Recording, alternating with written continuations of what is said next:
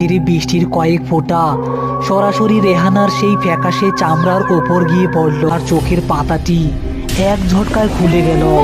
চারপাশ একঘেয়ে ঝুমঝুম আওয়াজে মুখর। লাশটি সাধারণ সাদা কাফনের কাপড়ে নয়, বরং কুচকুচে কালো রঙের তেলতেলে মোমজামা দিয়ে মাথা থেকে পা পর্যন্ত মুড়ি দিয়ে বাঁধা। আমার মা রেহানা 2.5 দিন ধইরা ছটপট কইরা মরছে। ডাক্তার কইছে জলাতঙ্ক রোগ। মরণের সময় সে এক ফোঁটা পানিও সহ্য করতে পারে নাই। লাশ তো দাফন করতেই হইব, কিন্তু এই বৃষ্টির দিনে মোমজামা খুলমু কেমনে? গেছে খবরদার মোমজামা খুলবা না। দাফন করার আগ পর্যন্ত সে বড় অশান্তি করব। এই নেও 5,000 টাকা, কাম শেষ কইরা আইসা আরো পাইবা। মিলে কাঠিয়াটা কাঁধে তুলে নিল। কাঁধে ঝিরি বৃষ্টি আর দুই লাশবাহকের পায়ের নিচে কাদার চপচপ শব্দ। ওস্তাদ, কুয়াশা নাই, কিন্তু চারপাশটা কেমন জানি ধোয়া ধোয়া লাগতাছে। কম কমতি, মুখ বন্ধ রাখলে শরীরে জোর পাওয়া যায়। হঠাৎ করে কাঠিয়ার ভেতর থেকে একটা চাপা শব্দ শোনা গেল। ওস্তাদ, শুনলেন? লাশের ভিতর থেকে কেমন যেন শব্দ আইতাছে। সোজা সলমতি। রাস্তার এক পাশে গভীর খাদ, অন্য পাশে বিলের পানি। তাই কফিনের মাথার দিকের মোমজামার একটি জোর ছিঁড়ে গেল। উস্তাদ, বাতাসে তো ছাতা ভাঙা গেল। ছিঁড়ে যাওয়া অংশ দিয়ে রেহানার ফ্যাকাশে কপাল এবং চোখের একাংশ বেরিয়ে এসেছে। বৃষ্টির জল চামড়া স্পর্শ করার সাথে সাথে রেহানার কপাল থেকে কালো রঙের ফুটন্ত ফেনা বের হতে লাগলো, আর চোখের পাতাটি এক ঝটকায় খুলে গেল। চোখ দুটো কুচকুচে কালো, কোনো সাদা অংশ নেই।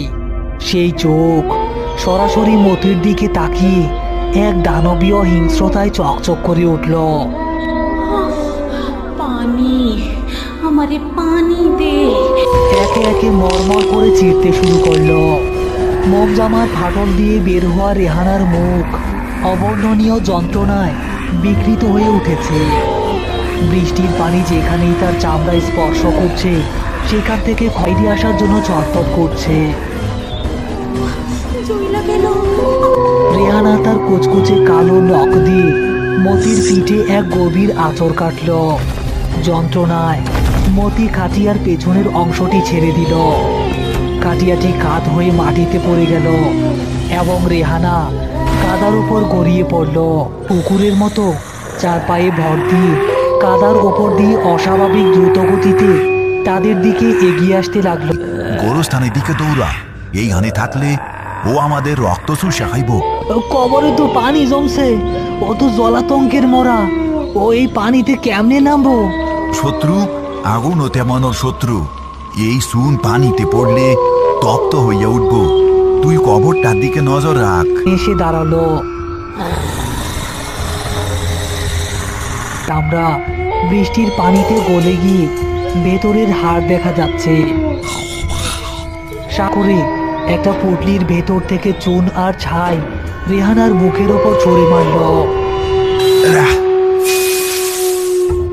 শুকনো চুন রেহানার ভেজা মুখে এবং চোখে পড়ার সাথে সাথে রেহানা যন্ত্রণায় নিজের মুখ চেপে ধরে মাটিতে লুটিয়ে পড়ল।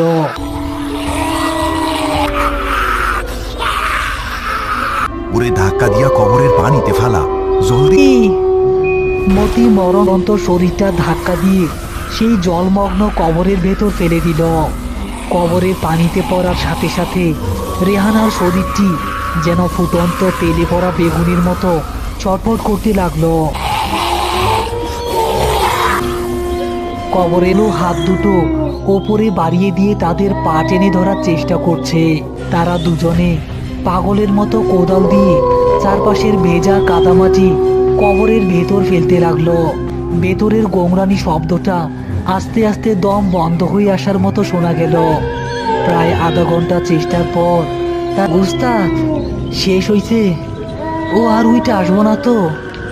হ্যাঁ, বৃষ্টির পানিতে ওর শরীরের অপবিত্র অংশ গইলা শেষ হইয়া গেছে।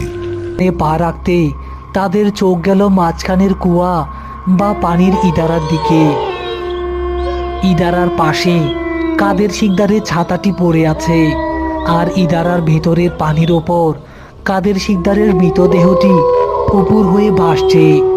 তার মুখটি পানির নিচে এবং তার চোখ দুটো ঠিক রেহানার মতো কুঁচকে কালো হয়ে আছে, যেন মৃত্যুর ঠিক আগ মুহূর্তে সে প্রচণ্ড কোনো আতঙ্কে নিজের মাথা নিজেই পানির বালতিতে ডুবিয়ে দিয়েছিল।